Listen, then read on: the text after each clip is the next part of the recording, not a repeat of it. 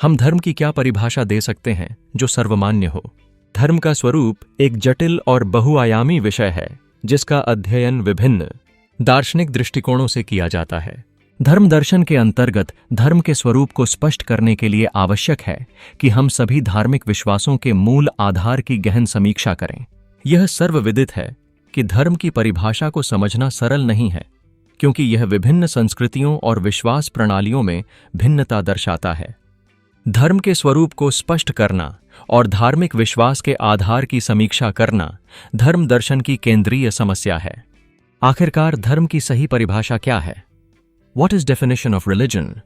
आइए हम यहां धर्म की परिभाषा जानने का प्रयास करें। हिंदू, जैन, बौद्ध, पारसी, यहूदी, ईसाई, इस्लाम और सिख धर्म इस समय दुनिया के प्रमुख जीवित धर्म है। धर्म की संतोषजनक परिभाषा करने के लिए यह देखना जरूरी है कि आखिर वे कौन से सामान्य और बुनियादी तत्व हैं जो इन सभी धर्मों में मौजूद हैं और जिसके कारण इन सबको धर्म के रूप में वर्गीकृत किया जाता है। दूसरे शब्दों में, धर्म की मूल विशेषता क्या है? इसी तरह धर्म की संतोषजनक परिभाषा को न तो अतिव्याप्त टू वाइड होना चाहिए और न ही अव्याप्त या संकुचित टू नैरो। उदाहरण के तौर पर हम व्हाइटहेड द्वारा दी गई धर्म की परिभाषा को लें। धर्म वह है जो व्यक्ति अपने अकेलेपन में करता है। व्हाइटहेड द्वारा दी गई धर्म की यह परिभाषा संतोषजनक नहीं है, क्योंकि कई धार्मिक क्रियाएं ऐसी होती हैं जो सामूहिक रूप से की जाती है, जैसे मंदिर में सामूहिक रूप से पूजा, भजन, कीर्तन करना या मस्जिद में नमाज पढ़ना आदि। दूसरे, यह परिभाषा अतिव्याप्त है। मान लें कोई व्यक्ति अकेले में किताब पढ़ता है या टीवी देखता है। अब इस आधार पर यह तो नहीं कहा जा सकता है कि किताब पढ़ना या टीवी देखना धर्म है। धर्म और ईश्वर, अक्सर धर्म की परिभाषा ईश्वर के साथ जोड़कर भी दी जाती है। उदाहरण के तौर पर हम गैलोवे द्वारा दी गई धर्म की परिभाषा को लें। धर्म मानव की अपने से परे किसी परम शक्ति में आस्था है, जिसके द्वारा वह अपनी संवेगात्मक आवश्यकताओं को संतुष्ट करने का प्रयत्न करता है और जीवन में स्थायित्व प्राप्त करता है, एवं जिसे वह उपासना और सेवा की क्रियाओं द्वारा अभिव्यक्त करता है। इसी तरह मार्टिन्यू के अनुसार धर्म एक हमेशा जीवित रहने वाले ईश्वर में विश्वास है। गैलोवे और मार्टिन्यू की ये परिभाषाएं यहूदी, ईसाई और इस्लाम जैसे सेमेटिक पैगंबरी धर्मों के संदर्भों में संतोषजनक लग सकती है, क्योंकि ये सभी धर्म एकेश्वरवादी हैं। लेकिन अगर हम जैन धर्म और बौद्ध धर्म जैसे भारतीय मूल के धर्मों की ओर ध्यान देते हैं तो यह स्पष्ट हो जाता है कि ये परिभाषाएं संकुचित परिभाषाएं हैं। अगर हम इन परिभाषाओं को संतोषजनक मान लें तो फिर हमें यह भी मानना होगा कि जैन धर्म और बौद्ध धर्म धर्म ही नहीं है, क्योंकि ये धर्म तो निरीश्वरवादी हैं। न सिर्फ जैन धर्म और बौद्ध धर्म अनीश्वरवादी है, बल्कि हिंदू धर्म भी ईसाई, यहूदी और इस्लाम धर्म की तरह पूरी तौर से एकेश्वरवादी धर्म नहीं है।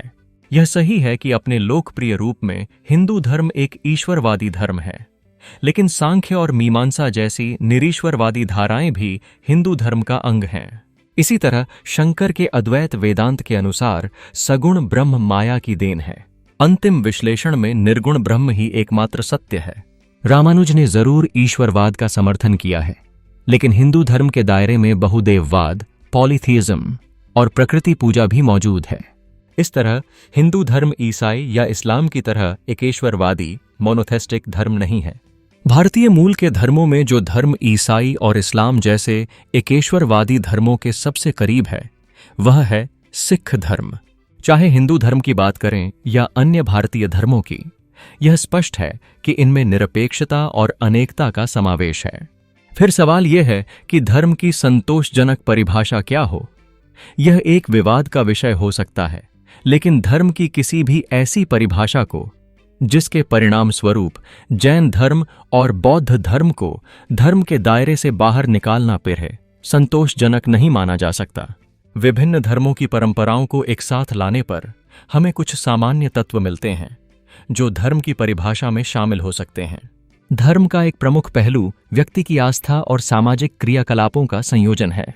धर्म का सार रूप परिभाषा उसकी सार्वभौमिकता और विविधता में है। भले ही यह एकेश्वरवाद, बहुईश्वरवाद या निरीश्वरवाद के क्रम में आता हो, प्रत्येक धर्म का अपना अलग मूल्य और स्थान है। अगर तार्किक दृष्टि से देखा जाए तो ईश्वर और धर्म के बीच कोई अनिवार्य संबंध नहीं है। ईश्वर या एकेश्वरवाद के बिना भी धर्म का अस्तित्व रह सकता है। इसी तरह यह भी संभव है कि कोई व्यक्ति ईश्वरवादी तो हो, लेकिन वह किसी भी धर्म को और उनके अन्य दावों को स्वीकार न करता हो। अगर कोई व्यक्ति ईश्वरवादी हो तो उसके लिए यह मानना जरूरी नहीं है कि ईसा या मोहम्मद पैगंबर थे, न उसके लिए बाइबल, कुरान, वेद या आदि ग्रंथ में आस्था रखना जरूरी है। इस तरह कोई व्यक्ति ईश्वरवादी होकर भी इस अर्थ में गैरधार्मिक हो सकता है कि वह किसी भी स्थापित धर्म की मूल मान्यताओं में आस्था न रखता हो। संक्षेप में, धर्म का स्वरूप एक गहन विचार विमर्श का विषय है, जो न केवल व्यक्तिगत आस्था को प्रभावित करता है, बल्कि समाज की संरचना और समाज के व्यवहार को भी निर्धारित करता है।